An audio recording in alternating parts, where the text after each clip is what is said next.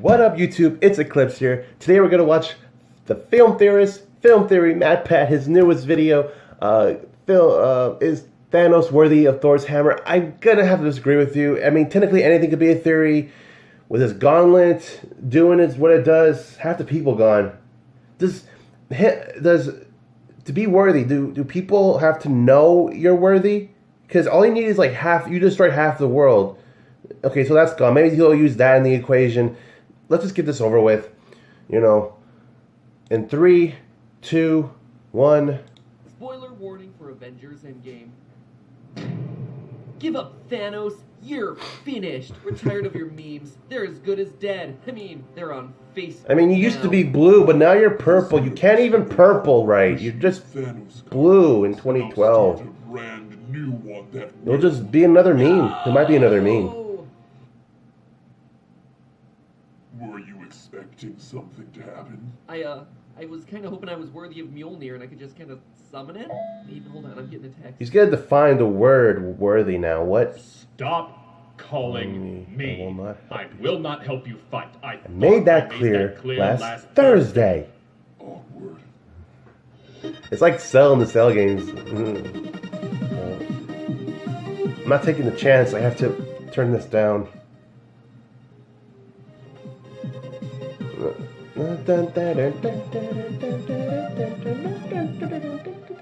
Hello, Internet. Welcome to Film Theory. We're not America's ass, but we are the ass of YouTube. So there's no denying that Avengers Endgame was full of a lot of instantly iconic scenes. Tony Snap, the Ant-Man taco sequence, Fat Thor. But in a movie full of awesome moments, not one was as thrilling as watching Captain America using Mjolnir to fight Thanos. Just to paint the scene, since we don't fully have access to the footage yet, Thor is attacking Thanos with Stormbreaker when the tables suddenly turn. Thanos is pressing the axe closer and closer into Chris Hemsworth's chiseled bod, or I guess beer-bellied bod in this movie, when out of nowhere, Thanos is knocked away by the hammer. Pull back to see Mr. America's ass wielding Asgard's mightiest weapon. Okay, that's not his name. Powers that come with it. It is so good! Even though we can't show it since the home version isn't released yet, just talking about it with our little animations here is still getting me hyped. I mean, it's almost out. It's almost out on, oh my god, on DVD and stuff. I can have it on my computer. Mjolnir is, after all, a weapon that judges a person's worthiness, so who else in this enormous cast of characters could make the cut? Should Hawkeye be trading in his bow? Could Black Widow have finally found herself a decent weapon other than gun? Or maybe, Thanos could have wielded the hammer for himself. By looking at Steve and Thor's actions across these movies, and when they can or can't lift the hammer, we can start piecing together where Mjolnir's threshold of worthiness lies, and from there judge whether anyone else would pass the test. The best place to start when it comes to defining worthiness is, of course, the original Thor from 2011. When the movie begins, Odin is bragging to Thor and Loki about how he heroically defeated the Frost Giants, and then pulls the greatest jerk move of all when he reprimands Thor for wanting to do the same thing. A wise king never seeks out war, but you must always be ready for it. A wise king also apparently be ready. hides his warmongering past behind Don't centuries brag. of propaganda, but don't worry, that won't become important for another 2 movies at Be a least. king. Flash forward a few thousand years. Thor might be a king. And Thor could be a Thor's about king. to be crowned king of Asgard. He's worthy to Thor be a makes king. 3 vows during the ceremony. He swears to guard the 9 realms, to preserve the peace, and finally to cast aside all selfish ambitions for the good of the realm. So that already starts to outline the criteria that we might end up working with. During the coronation, Frost Giants attack. Thor throws himself a hissy fit that his coronation was interrupted and swears vengeance on the Frost Giants. You are a vain, greedy, cruel boy, and you are an old man and a fool! Thereby breaking his oath to defend the 9 realms. Odin doesn't take it all that well. You realize what you've done, what you've started? I was protecting my home. You had a means to protect your family. How could you hope to protect the kingdom?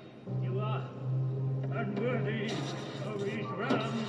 It's pretty obvious why Thor would be deemed unworthy here, and he spends most of the rest of the movie depowered back on Earth. It's only after Thor recognizes that violence isn't always the answer, and he chooses to willingly sacrifice his life for Earth's safety, that Mjolnir suddenly deems Thor worthy once again. The hammer flies to Thor in his dying moments, and he's back into fighting shape, which is kind of an odd message, but okay, it tells us 2 major things here. In the eyes of Odin, in the eye of Odin. Worthiness requires you to only use violence as a last resort, and it also requires you to be willing to sacrifice your life for a greater good. The story of Captain America actually supports these two qualifications as well. No one can doubt that Steve's intentions are pure throughout his movies. He's fighting in World War II to stop a force of evil and ultimately protect the people. And by the end of the first Avenger, he too has made the ultimate sacrifice. He gives up his life to protect others. This is why, even as far back as Age of Ultron, Steve was deemed worthy by Mjolnir. Look back on the hammer lifting scene from that movie. It is one of the best moments in the entirety of this franchise. Not only is it hilarious, but it's also a pure distillation of each of these various characters. Tony is trying to outsmart Mjolnir with technology. Hawkeye is just kind of lost in this world of magic and superheroes. Banner plays off everything as a joke. The entire time, the hammer refuses to budge. But when Steve tries to pick it up, we see it move.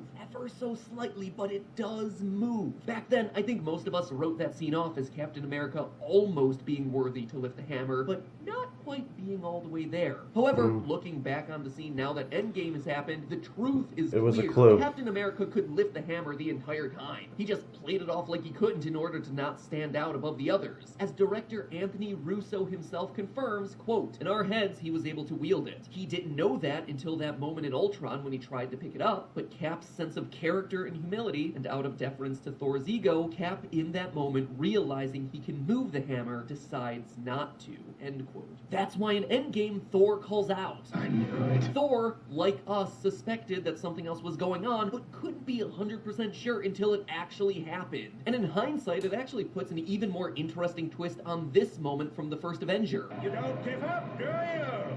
You could have the power of the gods! Choosing not to pursue the power of the Tesseract in that first movie is a big reason why Steve is actually able to access the power of the gods by the time Ultron and Endgame roll around. And this is back in the first movie! God, I'm just really blown away by little details like this.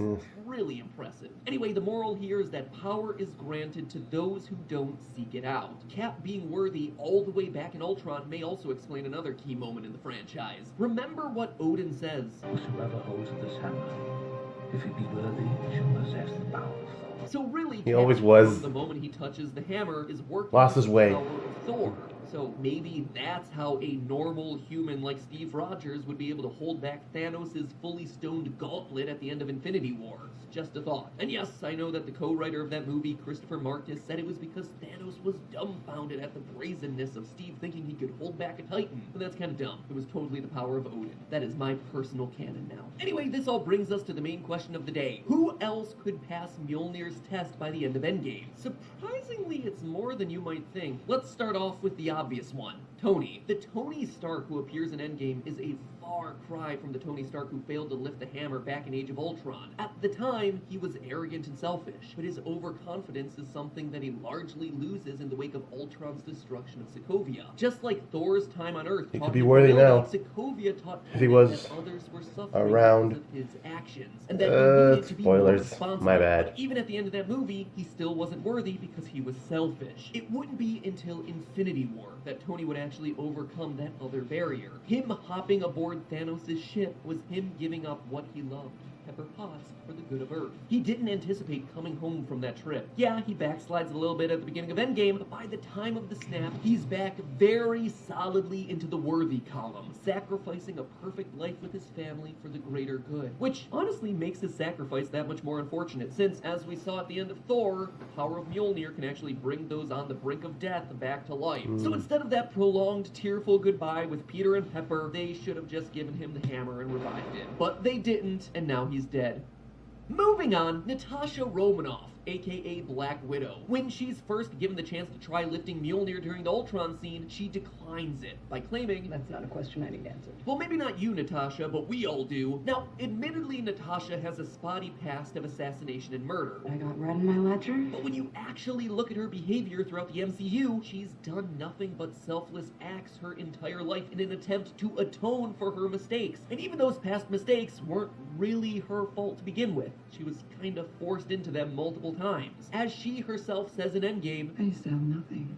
And then I got this job, this family.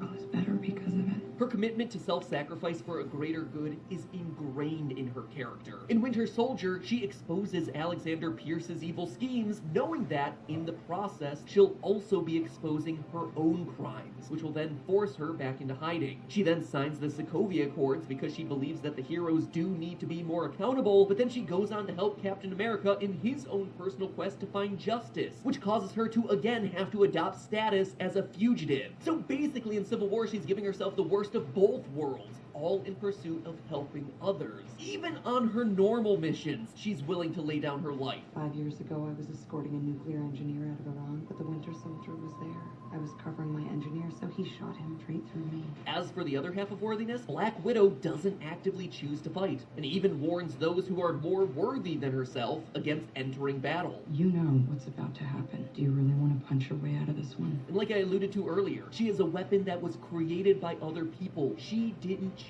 this life chose her, and she's trying to make the best of it. And all of this, of course, climaxes in her moment of ultimate sacrifice for the Soul Stone in Endgame. So would Black Widow be worthy of holding Mjolnir? Yes. 100% yes. She has more than redeemed herself and would absolutely be seen as worthy in the eyes of the Hammer. She was probably worthy as far back as Age of Ultron. The brilliant part here, though, is that she's not worthy based on her own standards.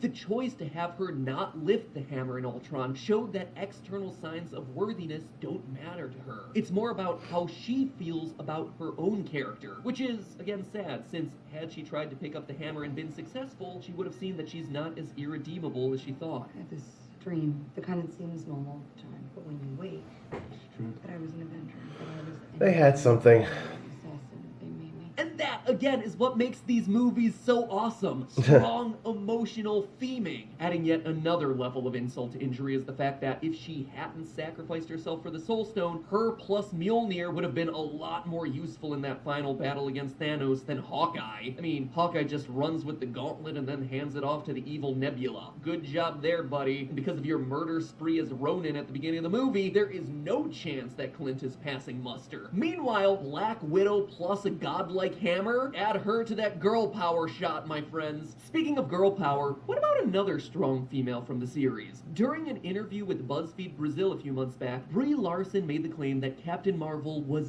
definitely worthy of Mjolnir. Do you think Captain Marvel is able to lift Thor's hammer? Definitely. Are you sure about that one, Brie? I think you might be getting strength confused with worth. Sure, at the end of Captain Marvel, she's doing her best to roam the cosmos, protecting the helpless, but Captain Marvel Let me see what you got. Self-sacrificing. She arrogantly believes that Her everyone, movie stinks. including Thanos People himself, say is no can't be match that for her. bad. Because before you didn't have me. If she doesn't see there being a threat in the first place, then it's not much of a sacrifice for her to enter the battle, is it? And that's actually kind of my problem with this character so far. There are no stakes in a fight that she has no concern about winning, but that's not all. She also tends to resort to violence very quickly. Clearly, she holds a personal grudge against the Kree at the end of Captain Marvel, outright challenging Ronan the Accuser during the final space battle. Her method of punch first, ask questions later isn't going to be earning her any quality hammer time. So no, Brie, I have to disagree. Speaking of strength and sacrifice, we can quickly eliminate the Hulk as well. Losing to Thanos didn't make Hulk humble in the slightest. If anything, it made him more arrogant than ever before. Granted, this isn't really disqualifying on its own, but you know what is? Hulk's motto. Not really the phrase of someone who's going to be using diplomacy first. Even when he snaps using the gauntlet in Endgame, he still thinks that he's going to be fine. He specifically says, Seems like I was made for this. indicating that his best guess is that he would survive. Not much of a sacrifice, not much of a pacifist, not so worthy in the eye of Odin. Which brings us to the grand finale, the third and final snapper. Perhaps the most interesting name to consider on this list, Thanos himself. You may remember last year when I made the outrageous claim that Thanos was right. So is it possible that Thanos is in fact worthy? I mean, sure, he's treated as the villain of these movies, but in principle, his mission seems solid, even if it is a bit misguided. He's going around planet to planet, wiping out half of all life to help those who remain. He doesn't want what happened on his home planet to happen to anyone else's. It is, in his mind, a noble mission. And based on what we've seen about how the hammer works, worthiness isn't about being right or wrong, it's about intention. How pure is your desire to Hell, based on what we see, you can make a strong case for him meeting our two criteria. First, self-sacrifice. In pursuit of his noble mission, Thanos shows himself willing to make the hard sacrifices for what he perceives to be the greater good. He sacrifices his greatest love, his own daughter Gamora, off the cliff. We see him gravely injured after using the Infinity Stones not just once, but twice, making him so weak that he's finished off without trouble at the beginning of Endgame. In a way, he is repeatedly making the ultimate sacrifice of his own life as well as the lives of those he loves, purely to achieve this goal of helping other people in the way that only he knows how to do.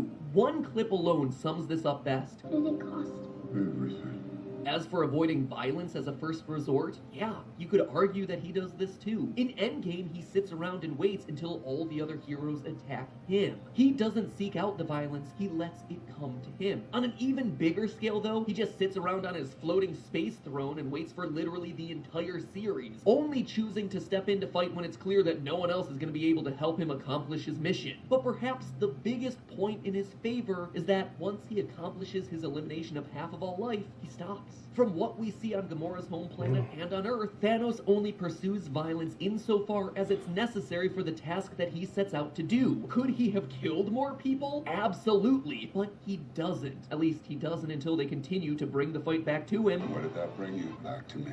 It seems like even the movie's editors knew that this was the case, considering that in promotional materials for Infinity War, Thanos says, Fun isn't something one considers for balancing the universe, but this does put a smile on my face. Which would seem to indicate that he does get some joy out of this process. The line was cut from the final release of the film. For being a warring titan, Thanos is shockingly reserved. And again, this cannot be overstated enough. When he gets control over all the Infinity Stones, he has the power of the universe in his hand. He still doesn't use the stones for his own personal gain. He doesn't use them to kill needlessly. He uses them once to help everyone, and then he uses them again to destroy them so that no one can undo his actions. That is it. Even the choice of him using the stone to accomplish his mission is a point in his favor. Look at how he describes it. With all 6 stones, I could simply snap my fingers. They would all cease to exist. I call that mercy.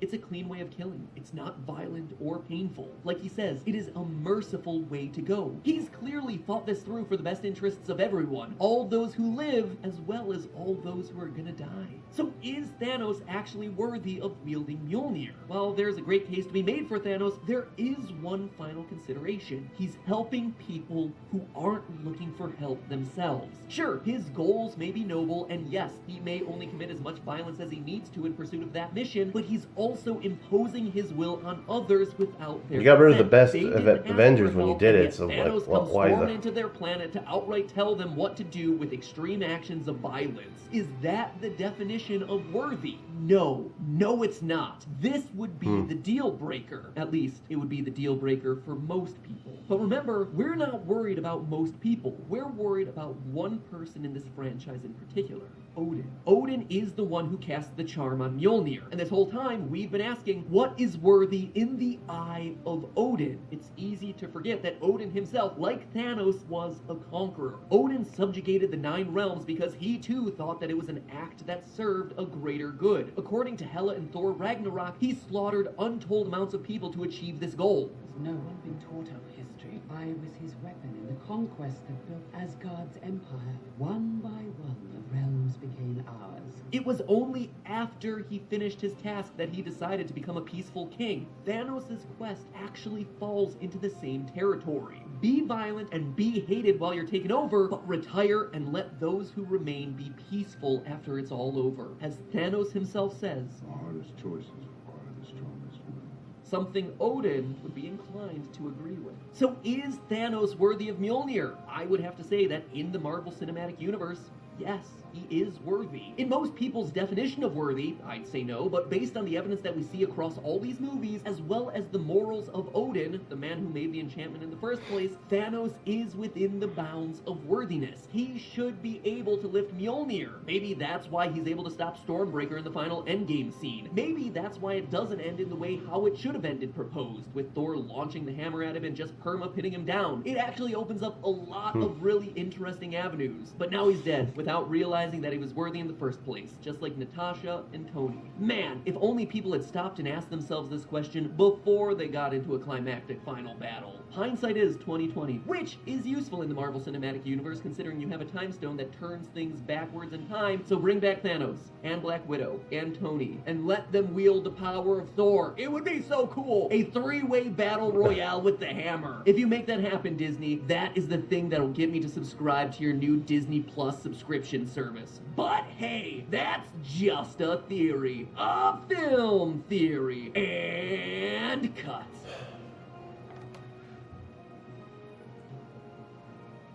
Well, defining worthy, Thanos is technically considered one. I get that. I see that. Yeah. Very interesting. I thought it was just a game theory, and I would have. Anyway, okay. Thank you for watching. If you were watching this through the whole thing, wow! Thank you. I want to continue this. I have a place where I did have Twitter. I just haven't been using it. I'm on TikTok, so you can like follow me there. You know, I have Twitter too. You know, like I don't write. You know, but that I think I should. I think I should just get myself like out there already and just put myself in the spot. That's what I'm doing. See you in the next one. I do memes. That's what I do over there. I'm really a big fan of them. Yeah, technically I could be one.